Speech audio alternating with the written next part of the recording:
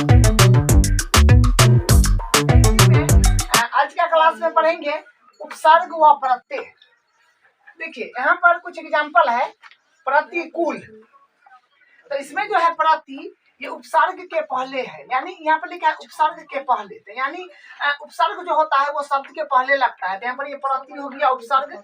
उसके बाद है अनुकूल, तो ये है क्वेश्चन में है अनु, उपसर्ग के पहले, तो यानी ये जो है ये शब्द के पहले है, तो यानी अनु इसका उपसर्ग हो गया। ठीक है। अधिकार, तो क्वेश्चन है अधि, तो ये उपसर्ग के पहले, तो यानी अधि जो है ये शब्द के पहले है, तो ये उपसर्ग हो जाएगा। ठीक है। उसके बाद है उपसर्ग, तो उपसर्ग जो होता है उप प्लस स्वर्ग से मिलकर बना है। ठीक है। उपसर्ग जो है उपसर्ग उप प्लस स्वर्ग से मिलकर बना है। उपसर्ग में उप का स्वर्ग लगा है, जिसका अर्थ होता है उप, और स्वर्ग का अर्थ होता है समीप या निकट, या दूसरे शब्द में बोले तो आस पास होता है। ठीक है। स्वर्ग का अर्थ होता है रचना करना, स्वर्ग का अर्थ हो जाएगा रचना करना। उपसर्ग का काम किसी शब्द के पास जाकर नए शब्द का निर्माण करना या रचना करना उपसर्ग कहलाता है। तो उपसर्ग जो है किसी भी शब्द के पास जाकर रचना करना या निर्माण करना उपसर्ग कहलाता है। ठीक है। जैसे प्रति प्लस दिन, तो योग्य प्रतिदिन, इसमें प्रति उपसर्ग है। ठीक है। अब सिंपल भाषा में याद रखिएगा कि उपसर्ग जो है किसी शब्द के आगे लगकर उसको नए शब्दांश में परिवर्तन करता है, तो उपसर्ग कहलाता है। ठीक है। उसके बाद उपसर्ग हमेशा शब्द के आगे प्रयोग होता है। उसके बाद है किसी शब्द में से एक से अधिक उपसर्ग लगाए जा सकते हैं, यानी किसी भी शब्द में एक से ज्यादा उपसर्ग लगाए जा सकते हैं। इसका एग्जाम्पल से समझते हैं। इसका एग्जाम्पल है निरामी मान, तो नी प्लस आमी प्लस मान। देखिए इसमें क्या है कि एक या एक से अधिक है। ठीक है। इसमें जो है एक से अधिक है। उसके बाद है पर्यावरण, परि प्लस आ प्लस वरण, इसमें भी उपसर्ग जो है एक से अधिक है। उसके बाद किसी भी शब्द में मूल शब्द लगकर हम उपसर्गों की पहचान कर सकते हैं। जैसे समाचार, तो इसमें हो जाएगा सम प्लस आचार, तो समाचार। उपसर्ग की पहचान यहाँ पर इससे होता है। ठीक है। निर्धन, तो नि प्लस धन, तो यहाँ से सम जो होगा ऊपर वाला एग्जाम्पल में सम जो है उपसर्ग है और आचार जो है मूल शब्द है। निर्धन में नि प्लस धन है, तो नि जो है ये उपसर्ग है और धन जो है मूल शब्द है। ठीक है।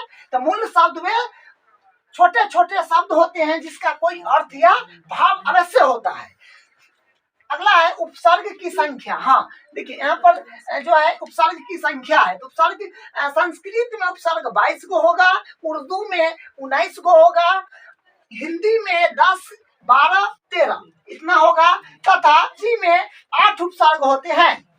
देखिए संस्कृत में उपसर्ग है, तो कुछ एग्जाम्पल से इसको समझते हैं। देखिए उपसर्ग जैसे है आपका अति है, अधि है, अनु है, अप है, बहुत सारा होगा। तो देखिए अति का अर्थ, अति का मतलब पहले देखिएगा, तो अति का मतलब होता है अधिक। ठीक है। तो अति उपसर्ग से क्या क्या बनेगा, देखिए अत्यधिक, अत्यंत, अतिरिक्त और भी बनेगा। उसके बाद है अधि, तो अधि उपसर्ग है, इसका अर्थ होता है अधि का मतलब होता है ऊपर, तो अधि उपसर्ग से देखिए शब्द क्या क्या बनेगा, अधिकार, अधिपत्य, अधिक। उसके बाद है अनु, अनु उपसर्ग है अनु। ठीक है। अनु उपसर्ग है, इसका अर्थ होता है पीछे, अनुचर, अनुकरण, अनुशासन।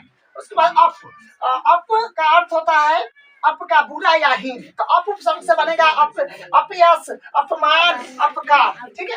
देखिए कुछ यहाँ पर दिया गया है, जैसे आ है, तो से बनेगा आजीवन, आगमन, आरक्षण। उता से उत से बनेगा उत्कर्ष, उत्तम और उत्पत्ति। उसके बाद उद है, तो उद से बनेगा उद्भव, उद्गम। दूर से बनेगा दुर्गम, दुर्जन, दुषाचार और दुर्दशा। ठीक है। तो उसके बाद है इसके अलावा नीर, निस, नी, परामरी, प्रति, वि, सम, सु आदि संस्कृत के उपसर्ग है। ये जो है ये संस्कृत के उपसर्ग है। तो यहाँ से देखिए हिंदी के उपसर्ग जैसे अ है, तो अ से होगा अटल, अधूता, अभाव। अन से होगा अनमोल, अन्न, वन, अनपढ़। क से होगा कपूत, कचूर। कु से होगा कुचाल, कुचक। दू से होगा दुर्बल, दुलारू। इससे होगा निगोरा नीडर। उसके बाद इसका फिर यहाँ से है औ, तो औ उपसर्ग से बनेगा औघर औसान। उसके बाद भर है, तो भर उपसर्ग से बनेगा भरपेट भरपूर भरसक। सु से बनेगा सुडाल सुपुत्र। अध से बनेगा अध पका अध कच्चा। उन से बनेगा 29 39। पर से बनेगा परलोक परोपकार। बिन से बनेगा विनाश बिन जान।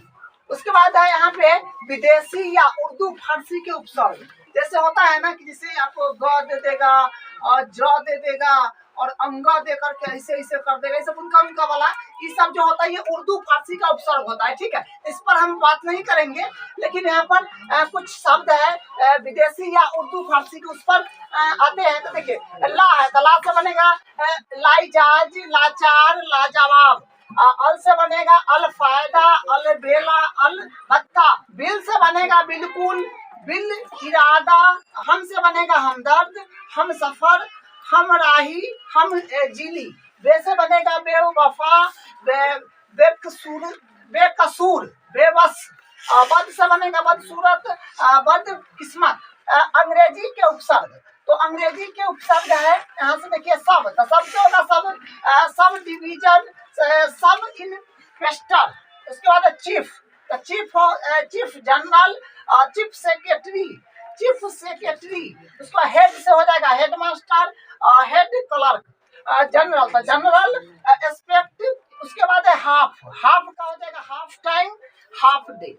यहाँ से है प्रत्यय। देखिए प्रत्यय जो होता है यह प्रति प्लस आय से मिलकर बना है, तो प्रति का मतलब होता है साथ में लेकिन बाद में। तो साथ में बोलिए या लेकिन बाद में बोलिए, ठीक है। प्रति का मतलब यही होता है। आय, तो आय है, आय से हो जाएगा चलने वाला। आय का मतलब होगा चलने वाला, और प्रति का मतलब साथ में या लेकिन बाद में, ठीक है। उसके बाद प्रत्यय। प्रत्यय वे शब्दांश होते हैं जो किसी शब्द के बाद में जुड़कर उसके अर्थ बदल देता है। जैसे हरी प्लस याली, तो यानी ये हो जाएगा हरियाली, लेकिन याली प्रत्यय है, ठीक है। उसके बाद यहाँ है किसी भी शब्द में से मूल शब्द निकाल देने पर जो शेष भाग अंत में शब्दांश के रूप में बचता है जिसका कोई अर्थ न हो, प्रत्यय कहलाता है। हाँ, लेकिन प्रत्यय 3 प्रकार के होता है, ठीक है। यहाँ पर आपको ध्यान देना है, प्रत्यय जो होता है ये 3 प्रकार का होता है, जिसका पहला है कृदंत प्रत्यय, दूसरा है तथित प्रत्यय और तीसरा है स्त्री प्रत्यय। तो पहला का परिभाषा देखिए कृदंत प्रत्यय, इसका डेफिनेशन है कृदंत प्रत्यय के प्रयोग केवल धातु के अर्थात क्रिया के साथ किया जाता है। तो कृदंत प्रत्यय क्या है, इसका प्रयोग जो होता है धातु के साथ और क्रिया के साथ ही करते हैं। जैसे इसका एग्जाम्पल देखिए लिख प्लस आई, तो बनेगा लिखाई, लेकिन लिखाई जो है कृदंत प्रत्यय है। दूसरा पढ़ प्लस आई, तो ये बनेगा पढ़ाई, लेकिन पढ़ाई जो है ये कृदंत प्रत्यय है। तीसरा तैर प्लस अयक, तो तैराक हो जाएगा, तो ये तैराक भी कृदंत प्रत्यय है। तो घटिया में होगा घट प्लस इया, लेकिन इया जो होगा ये प्रत्यय हो जाएगा। इसका दूसरा है तथित प्रत्यय, इसका डेफिनेशन है प्रत्यय तत् प्लस हित से मिलकर बना है। तथित प्रत्यय का प्रयोग संज्ञा सर्वनाम विशेषण शब्दों के बाद अर्थात अंत में किया जाता है। तथित प्रत्यय से बने शब्द तथितांत कहलाती है। जैसे एग्जाम्पल देखिए, पहला है बच्चा प्लस पन, यानी बच्चा संज्ञा हो जाएगा, तो बच्चा प्लस पन से बन जाएगा बचपन। अपना प्लस पन, तो इससे बन जाएगा अपनापन, लेकिन अपना हो जाएगा सर्वनाम। मीठा प्लस पन, तो ये बन जाएगा मीठापन, लेकिन मीठा हो जाएगा विशेषण, ठीक है। उसी प्रकार से ये सब है। उसका चौथा है जवान प्लस ई, तो जवानी हो जाएगा। पांचवा है लड़का प्लस पन, तो लड़कपन हो जाएगा। मम प्लसता ममता, सुंदर प्लसता सुंदरता, मधुर प्लसता मधुरता, अच्छा प्लस आई तो अच्छाई हो जाएगा। अच्छा प्लस आई अच्छाई हो जाएगा, ठीक है। दूसरा है आपका स्त्री प्रत्यय, इसका डेफिनेशन है जो शब्दों पुल्लिंग से स्त्रीलिंग बनाने में प्रयोग हो स्त्री प्रत्यय कहलाता है। तो देखिए स्त्री प्रत्यय लगाकर बने शब्द स्त्रीरांत कहलाते हैं। जैसे एग्जांपल से समझिए पुल्लिंग, तो पुल्लिंग प्लस स्त्री प्रत्यय, तो ये हो जाएगा स्त्रीरांत शब्द। दू में है नर प्लस ई, तो नारी हो जाएगा। लड़का प्लस ई, तो लड़की हो जाएगा। आज प्लस आ, तो आजा हो जाएगा। नेता प्लस ई, तो नेत्री हो जाएगा।